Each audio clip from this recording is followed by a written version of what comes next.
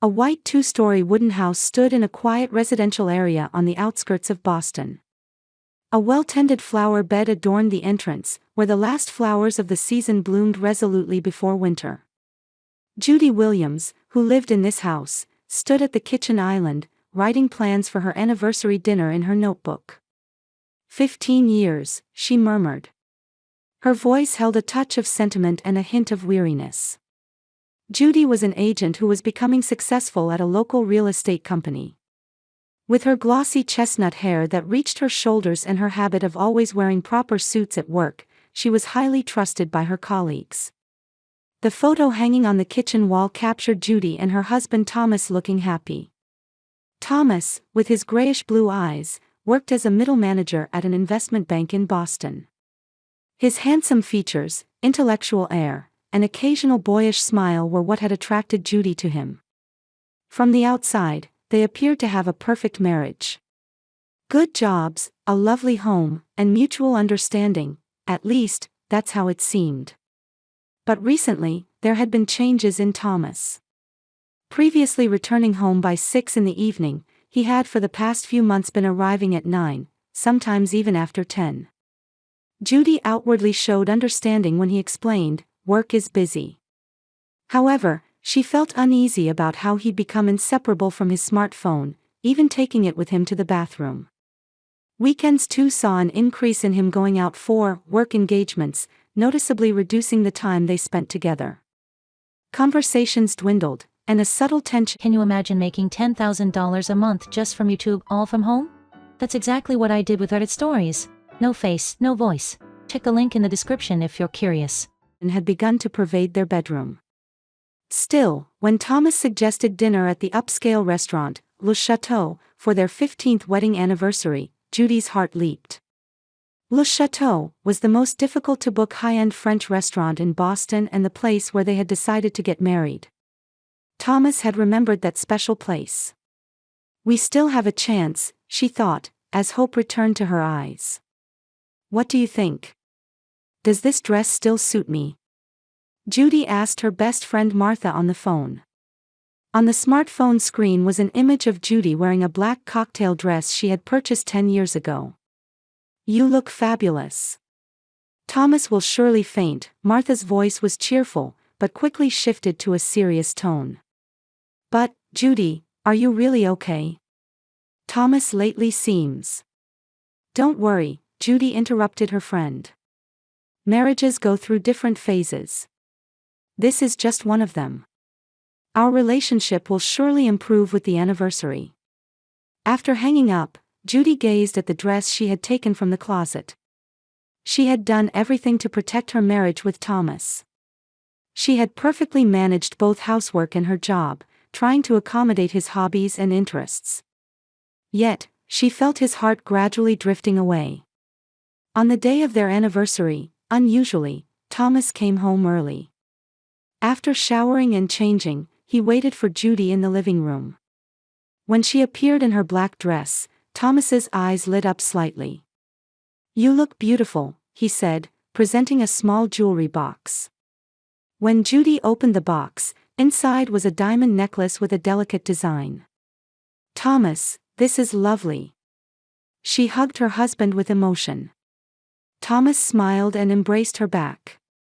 In that moment, they felt as if they had regained an intimacy they had long forgotten. "Would you put it on for me?" When Judy turned her back, Thomas gently lifted her hair and placed the necklace around her neck. "Perfect," he said with a smile, but his eyes seemed to be hiding something. Judy brushed aside that sense of unease and put her arm around Thomas's. "Let's go. It seems like it's going to be a wonderful evening." As they left the house, Judy believed that tonight would certainly be a special night. She sincerely hoped that this anniversary evening would be a turning point in mending their relationship. Le Chateau, standing in downtown Boston, was a high-end restaurant converted from a 19th-century mansion.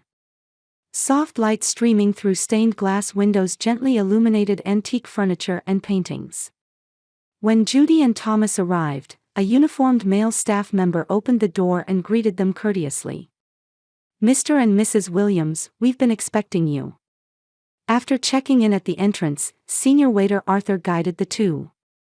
Arthur, who appeared to be in his 60s, had his silver hair slicked back and stood with perfect posture. His demeanor exuded years of experience. "I understand today is your wedding anniversary. We've prepared a special table for you." Arthur led them to a small alcove at the back of the main dining room. A semicircular window offered a panoramic view of Boston's night skyline, and the table was adorned with white roses. Judy was moved and caught her breath. "Thank you for the lovely table," she said with a smile to Arthur. Thomas merely nodded and immediately took out his smartphone to check the screen. At that gesture, Judy let out a small sigh but didn't want to ruin the special evening. When Arthur presented the wine list, Thomas briefly looked it over and said, "A bottle of champagne." After Arthur departed, Thomas said, "I'm going to the bathroom for a moment," and left his seat. Left alone, Judy gazed at Boston's night view through the window. The city lights twinkled like stars, reminding her of the night 15 years ago when she had accepted Thomas's proposal. Back then, everything had seemed to sparkle. She looked at her ring and smiled.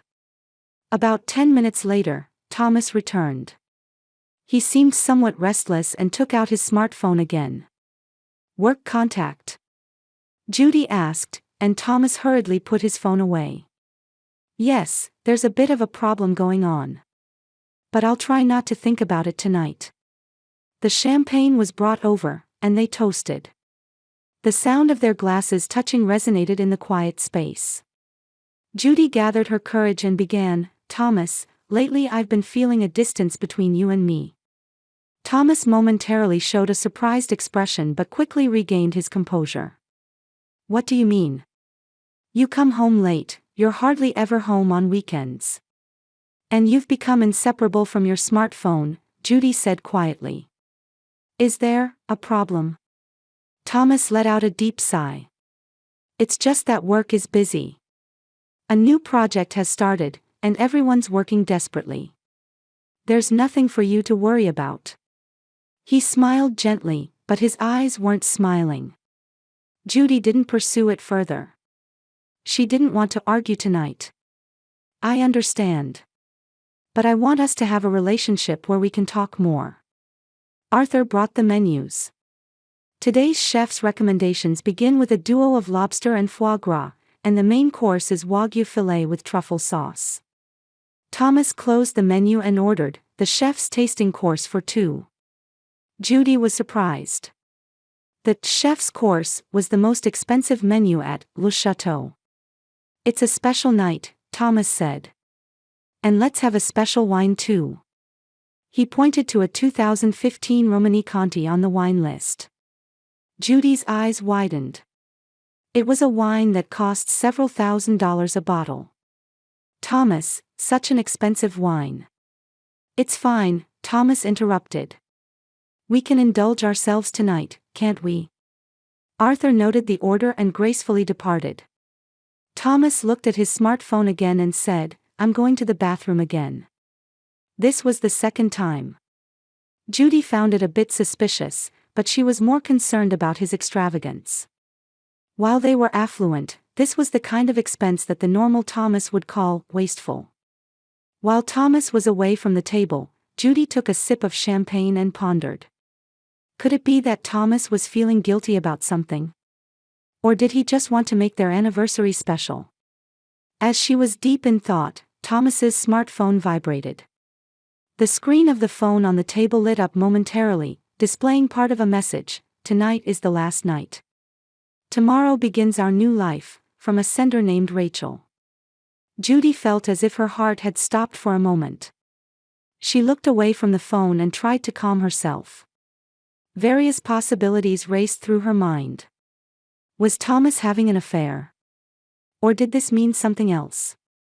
Before Thomas returned, Judy took a deep breath and composed her expression. Anxiety and suspicion were swirling within her, but she wanted to further assess the situation. When Thomas finally returned after more than 10 minutes, his complexion looked a bit off. "Are you okay?"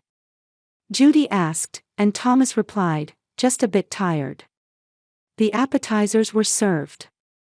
Faced with the artfully plated dishes, Judy momentarily forgot her anxiety. "It's beautiful," she said. Thomas nodded, but he seemed distracted. He took out his smartphone again and checked something.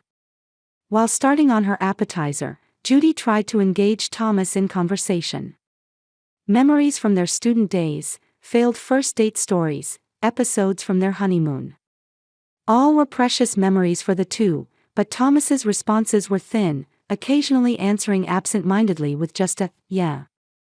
Before the main course was brought, Thomas took a third bathroom break. Judy could no longer contain the mixed feelings of anxiety and anger. She felt the urge to check if he was actually going to the bathroom or if he was communicating with someone. However, she reconsidered, thinking such an act would lower her dignity. When Arthur brought the main course, Thomas also returned. On Thomas's plate was a perfectly grilled Wagyu fillet, plated with truffle sauce. He stared at it, and for a moment, his expression hardened. "What's wrong?" When Judy asked, Thomas forced a smile and said, "My stomach doesn't feel well. I don't think I can eat today." "But you ordered such an expensive course," Judy was perplexed. "As long as you enjoy it, that's fine," Thomas said. "I'm happy if you're happy." There was truth to those words, but Judy sensed something unnatural. She looked at her own dish, a roast duck with orange sauce. It certainly looked delicious, but she too was losing her appetite. The expensive wine was brought. Thomas thanked the sommelier and filled her glass. "To your health," Thomas raised his glass. "And to our future." As Judy raised her glass, she had a strange impression. She felt something hidden in Thomas's words, his eyes, and all his actions. She maintained her smile but only sipped a tiny amount of the wine. Thomas looked at his smartphone and was about to stand up again. Judy instinctively grabbed his arm. "Going again?" Her voice mixed with undisguised irritation. "Sorry, an important message," Thomas began to say, but then changed his expression as if sensing something from Judy. "No. It's okay. I'll stay with you tonight." He sat back down. However, before the main course, an unspoken tension now hung between them. Just as Judy was about to touch her food, Thomas said, "Wait a moment." There was urgency in his voice. Judy stopped in surprise and looked at her husband. "Let's toast first." Thomas took the Romani Conti bottle and poured the deep red liquid into her glass.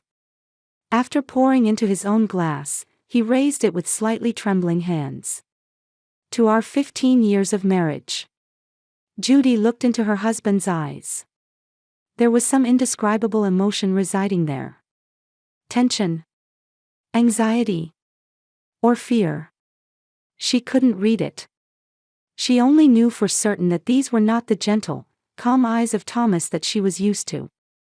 To 15 years, Judy also raised her glass in response but only took a tiny sip. Something felt off. This high-end restaurant, expensive wine, and his unnatural behavior, all of it made her wary. Putting her glass down, Judy turned her attention back to the food. The elaborately plated roast duck certainly looked appetizing. However, seeing Thomas not touch his food at all, she again had questions. "Aren't you going to eat?" Thomas smiled again and said, "My stomach's just not feeling well." That smile seemed forced, and small beads of sweat appeared to be forming on his forehead. He again raised the wine to his lips and drank deeply. As Judy raised her fork, a small commotion was heard from the restaurant entrance. While she looked in that direction, Thomas's eyes fell on her plate, and for just a moment, he showed an expression of holding his breath. However, by the time Judy turned back, he was already smiling as if nothing had happened. "It's a lovely dinner," Judy said. "But it's a shame you can't eat." "Yes, it's truly a shame," Thomas said, though he also seemed somewhat relieved. "But if you enjoy it, that's fine." Their conversation was interrupted when waiter Arthur came to pour water. Arthur poured the water with elegance, but there seemed to be a bit of urgency in his movements. Standing beside Judy, as he poured the water, he quietly said, "Madam, please check under your plate." His voice was as soft as a whisper, and Thomas didn't seem to have heard. Arthur placed the carafe down, bowed, and departed. His expression clearly showed anxiety. Judy was perplexed. What did Arthur's words mean? She looked at her husband, but Thomas was checking his smartphone again. The sweat on his forehead had increased. Maybe the wine was a bit too strong. Thomas smiled as if making an excuse. "I'm going to the bathroom."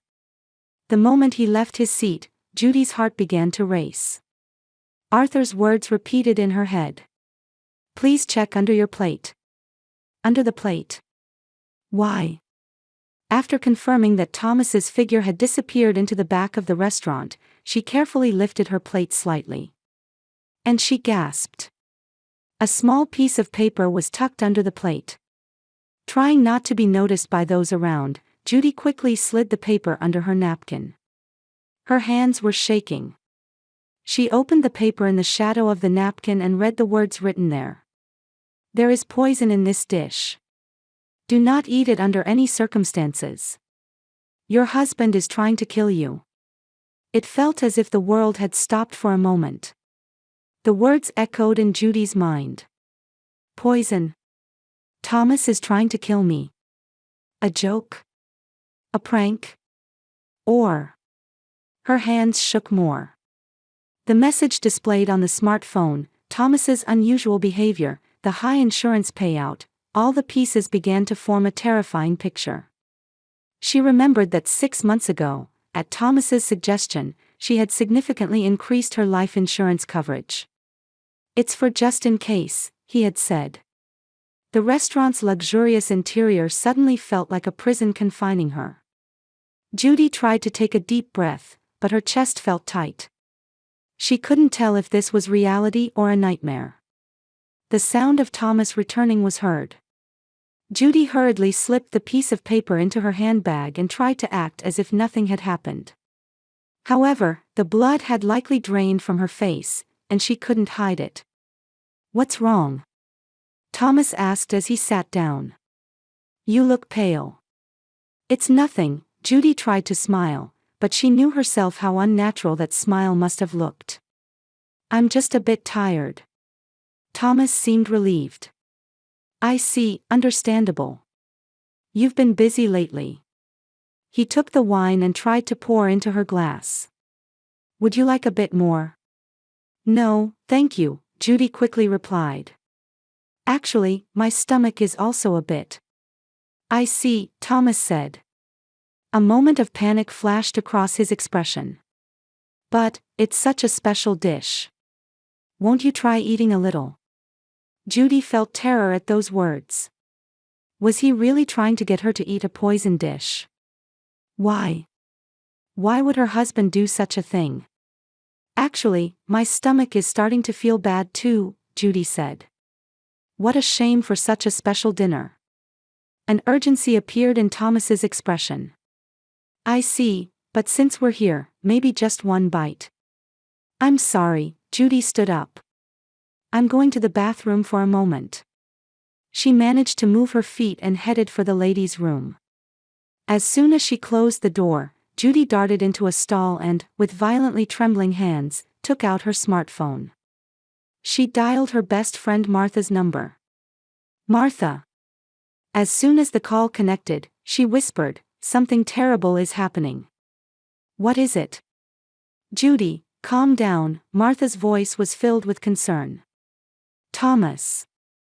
Thomas is trying to kill me," Judy explained the events at the restaurant in a rushed voice, holding back tears. The note under the plate, Thomas's unusual behavior, his not touching his own food, and his urging her to eat. "I'll call the police. You need to get out of there right now," Martha immediately said. "But I still don't have concrete proof," Judy's voice was trembling. "What if I'm wrong?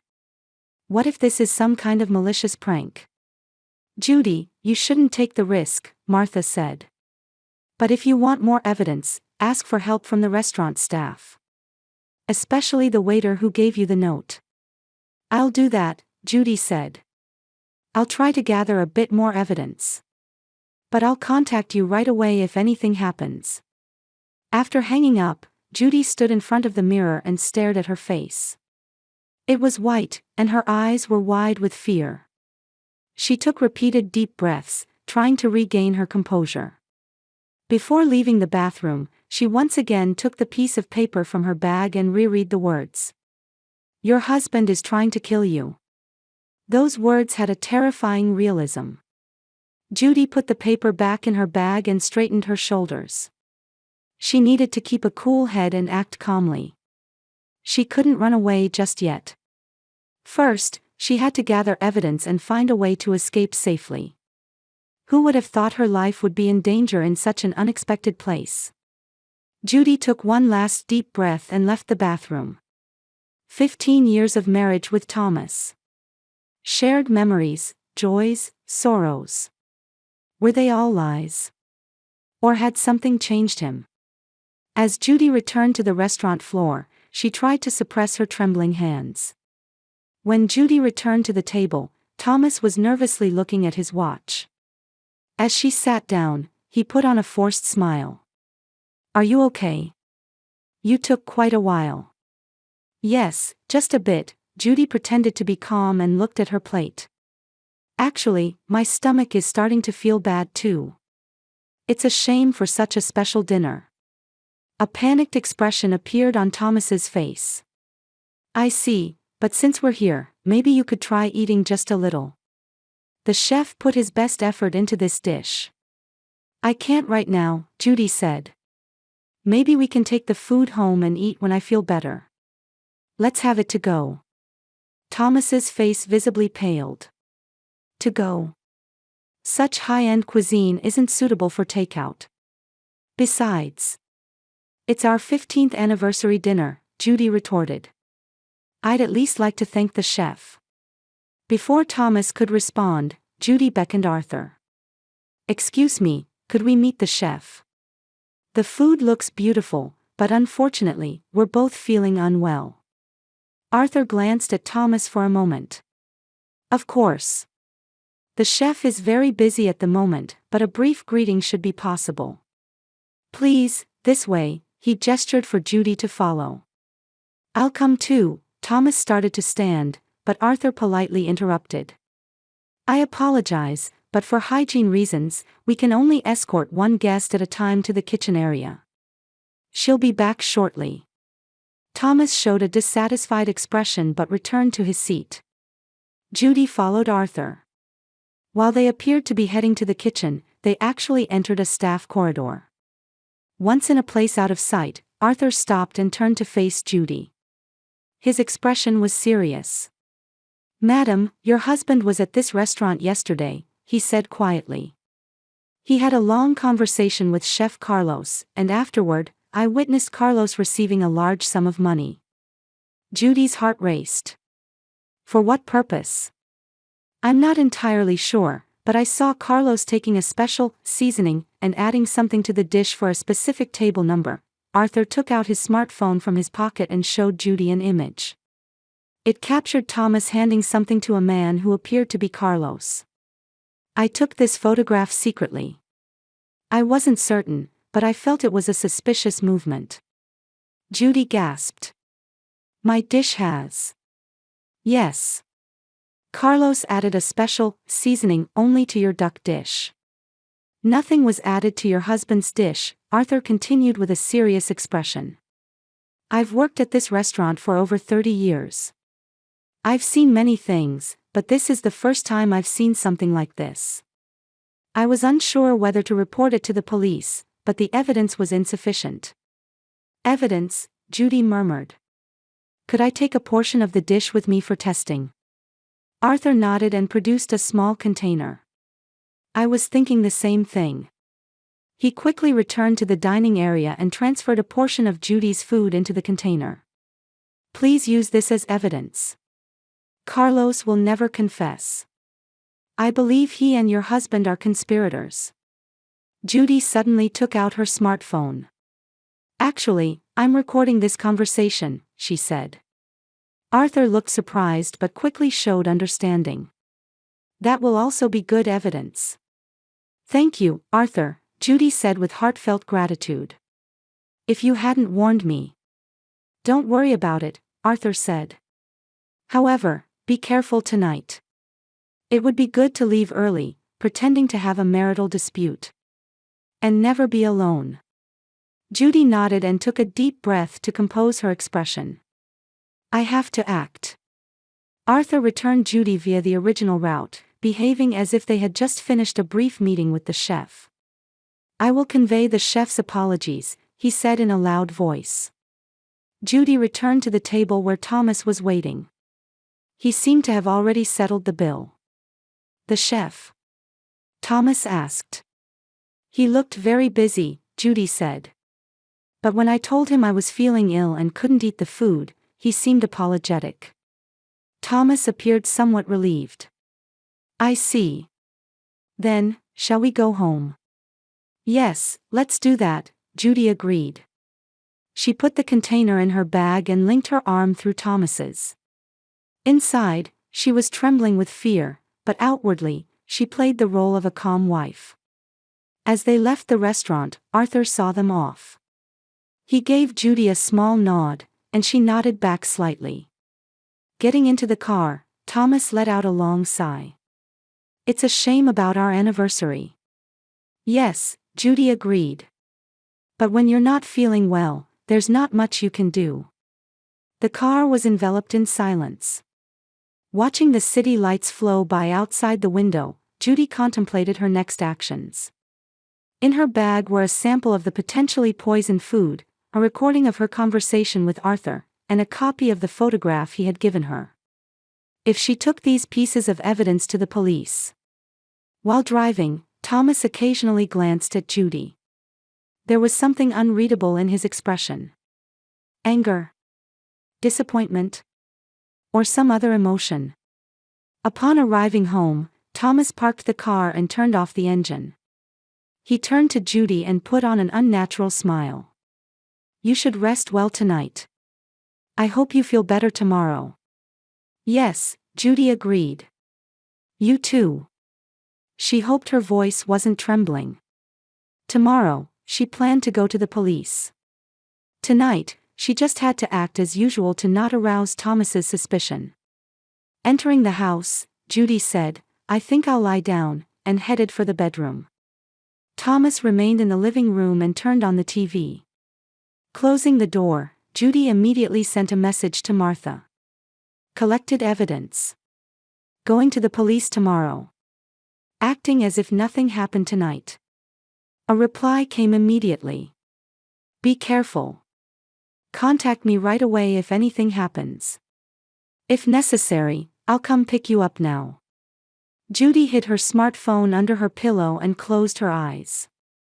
The next morning, Judy woke up early and quietly got ready. While Thomas was still asleep, she got into Martha's car that had come to pick her up and headed straight to the police station. Arriving at the police station with evidence, Judy's expression was filled with determination rather than fear. She submitted all the evidence she had gathered, the sample of potentially poisoned food, the recording of her conversation with Arthur, the photographs taken at the restaurant, to the investigator. "You've been through a terrible experience, ma'am," an elderly female detective said, gently holding her hand. "You've shown courage and done the right thing." The police immediately began poison tests and interviews with involved parties, and the restaurant's chef, Carlos, was also summoned for questioning. The test results showed a lethal dose of arsenic in the food. Arthur's testimony and photographs, along with Judy's recording, became decisive evidence. A few evenings later, while Judy was temporarily staying at Martha's house, there was contact from the police. Thomas had been arrested at their home, and detailed messages about the crime plan with his lover Rachel were found on his smartphone. Rachel was also arrested as an accomplice. "Why?" Judy asked the detective interrogating during the investigation. "Why did he try to kill me?" A life insurance policy in your name worth $5 million. It seems he and Rachel were planning to use it to start a new life, the detective quietly answered. They have confessed to having been in a relationship for 3 years. The trial began 3 months later. Judy faced Thomas in court and looked straight into his eyes. In her former husband's eyes, there was no sign of regret, only anger that the plan had failed. Ultimately, Thomas received a 20-year prison sentence for attempted murder and conspiracy to murder, and Rachel received a 10-year sentence as an accomplice. 6 months after the trial, Judy completed her divorce proceedings. She decided to move and start a new life. "This is the last box," Martha said as she carried a small box into Judy's new apartment. Beside her, Arthur was wiping sweat from his brow. "Thank you for helping," Judy smiled at the two. Arthur had left Le Chateau and had now become Judy's friend. 1 year after the incident, the three opened a small cafe. Named Second Chance, the cafe became popular as a place where people who had overcome various difficulties gathered. One quiet evening, as Judy was doing the cafe's bookkeeping, she found an envelope from the Massachusetts State Prison among the mail. The sender was Thomas Williams. With trembling hands, she opened the envelope. Inside were words of apology and a confession that he had faced his true self in prison. Judy read the letter multiple times. While grappling with complex emotions toward the man she once loved, she made a decision. She would not write back. However, she secretly established a fund to support his social reintegration after his release, hoping for his rehabilitation. Surrounded by her new family in the cafe, Judy gazed out the window. Life had brought her cruel betrayal, but it had also given her a new beginning. She had learned firsthand that true family is not about blood ties, but the bonds between people who support each other in difficult times.